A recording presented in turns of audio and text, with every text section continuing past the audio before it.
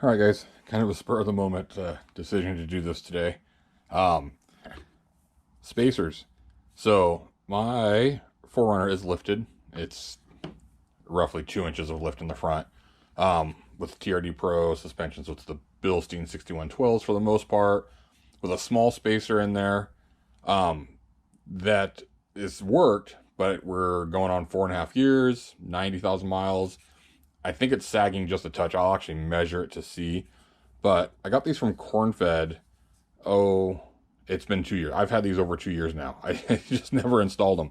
So it is 3/8 thick, which will give it, if you actually do the math of 1.85 to 1, like 0.7 inches. So let's just say 3/4 inch lift, which is just going to help level it out some. I've noticed that the rear of the 4Runner is definitely higher than the front, which hasn't been a big deal. Sometimes it's more noticeable than others, but for me, I just want this little bit of extra lift in the front. So one thing, I haven't been able to find any videos or any other reviews about what it takes to install these without doing a full suspension lift. You know, everybody removes the whole strut, the whole assembly, which is fine, and we can do that. But I'm hoping that I can just make enough room to get these in. So I have a couple ideas. So let's go try it. Let's get the 4Runner back here, get it lifted up, get the tires off, and then we'll talk about all this stuff and see what we can do here.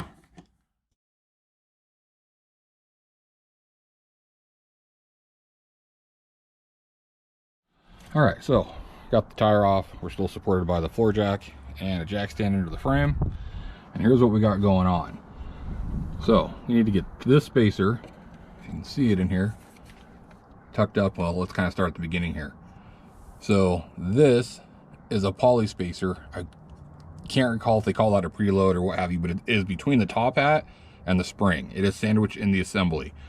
And it has worked fine. I don't actually think it's compressed much over the last several years, but at any rate, what we have to do is get this spacer between the metal top hat that you can't actually see and the bucket here. So under these 3 bolts, and what I'm hoping, and I don't think will be the case, is that we can lower the suspension and have everything give enough room to just slide this in there. I thought about even crazy things like, what if we zip tie this all like compressed as it is now, because it's still supporting the weight of the vehicle. So I don't know, we'll see. Again, if anything, we'll drop the lower control arm, which should give us plenty of room. We'll pull the sway bar, the mount right here, and then go. So I know one of the things people like to debate about is, if you can see, I don't know if it'll show up on camera, the factory nut is really tall. And there is maybe 1/4 inch of thread left. So we're going to take up 3/8 of thread with the spacer. So at 3/8 or a 1/2 inch spacer, you're usually okay. What Cornfed does is they provide a more normal size nut. Let's put it this way, I'm no expert. People will say it's super dangerous to do this. I've never ever heard of anyone ripping one of these studs out. I'm not out jumping, I'm not out doing crazy stuff. There should almost always be spring tension holding it in there. We're gonna be fine. I will Loctite these in there, but I'll show you what it looks like afterwards. So let me start messing around here and see what I can do to get these spacers to fit in here. And also, kind of looking at the ball joint at the upper control arm, there's a little bit of, you can tell that, you know, there's some oil residue on there, but again, it's been 4 years.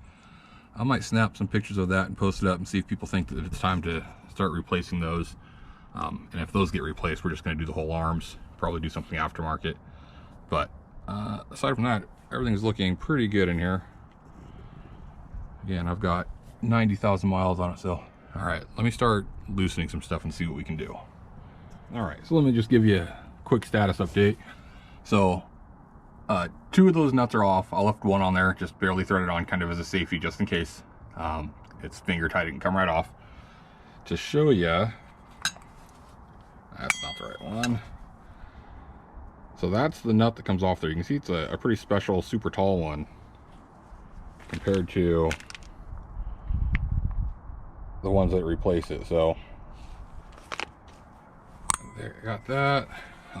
Popped off the sway bar link off the spindle, and now I'm going to lower that jack to see if it gives us any room. I don't suspect it's going to leave any room in there, so then we'll have to go to our next plan of attack. All right, quick status update. Not much has changed. I tried a few things, so going to resort to just go ahead and disconnecting the lower control arm, the ball joints, two 19mm bolts.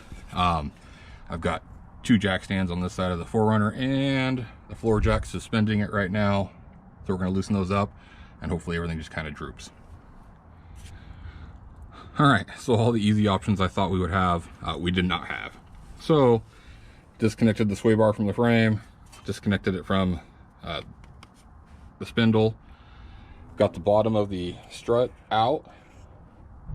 I've removed the two bolts from the bottom of the lower control arm, and here we are.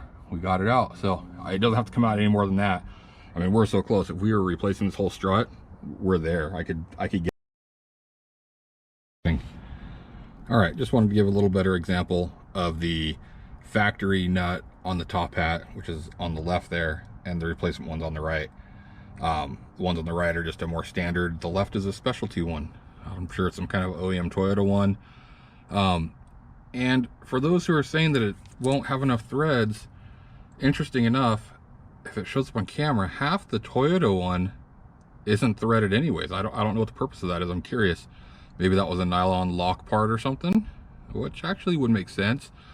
So there's actually possibly more threads in the replacement nut for what it's worth. I got one of them on there using red Loctite just to make sure.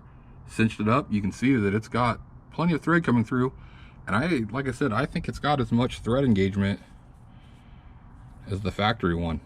So get the rest of them on there, spacers in there, and I'm Loctiting them, and we'll cinch it down. We'll get this side buttoned up and do the other side. Honestly, I spent more time trying to do easy ways around it than just taking stuff apart. So the other side will go pretty quick. Let's get this side button back up.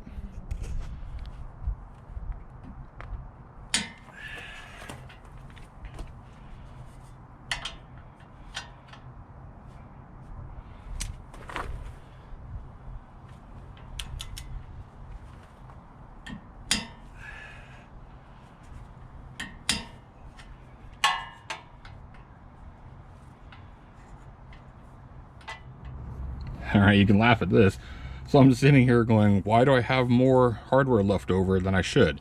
I know these are the three old top hat bolts we're not using. I put the end link nut on there so I wouldn't lose it, and I had this nut. I've been sitting here going, what the heck? I don't like having leftover parts. It's sway bar and link on the other side because I took it off. So we're good. Everything's bolted up here. Gonna throw the tire back on, set this side on the ground, and go to the next side. So we're on the passenger side.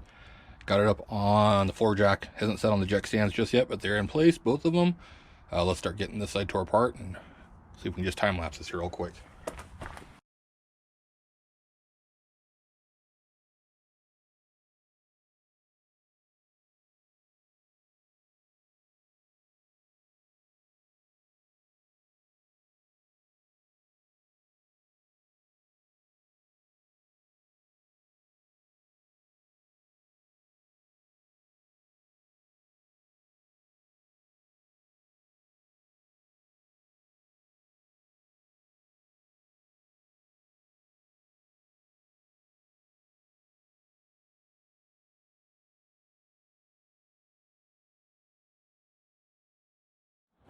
All right, had to pull the driver's side tire and wheel off real quick because I was trying to get the sway bar end link on. I was able to get it on and get the nut started, but it was spinning.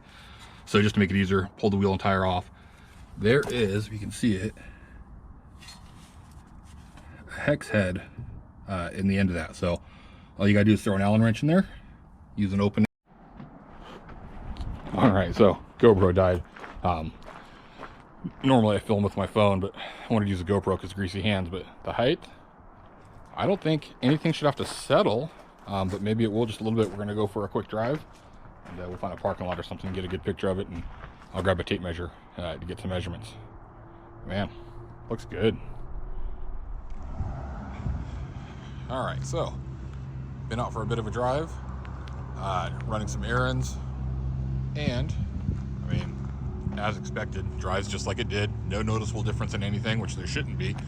I did just throw a tape measure on it to kind of measure the height, and it's a little difficult because my measurements when I first lifted it were from the center of the wheel, which, you know, I didn't measure precisely, but it looks like right now, so it may have settled more than I thought. So it measures right now 22 inches from center of wheel to fender, which is exactly what I had right after I lifted it. So given right after I lifted it 4.5 years ago, I mean, probably settled within the first couple weeks. So anyways, I mean, it did definitely put 3/4 of an inch or so on there. I could tell just from looking at it. I'm way happier because I didn't realize how much it settled over the years. So overall, pretty dang happy. Puts it back to where it was. The suspension is still good. I'm kind of itching for something new and different, so we might try something, but for now, this is working. Dang, actually looks really good. So anyways, again, 22 inches from center of wheel to fender, which over stock TRD, not TRD Pro, but over TRD gives about 2 inches of lift is what it is in the front. So super happy with that. Running 285s, plenty of room. I don't have an issue with it. It's, you know, we can, well, someday I'll make a video getting into what it takes to run the tires, why people struggle with certain wheels, because your offset is almost as important as the wheel, and your offset is almost as important as how much lift you have.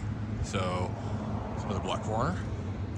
Anyways, this is good. I'm gonna go home, probably edit this video, make some dinner, and tomorrow we're gonna go hike some trails. Yeah, let's take some pictures.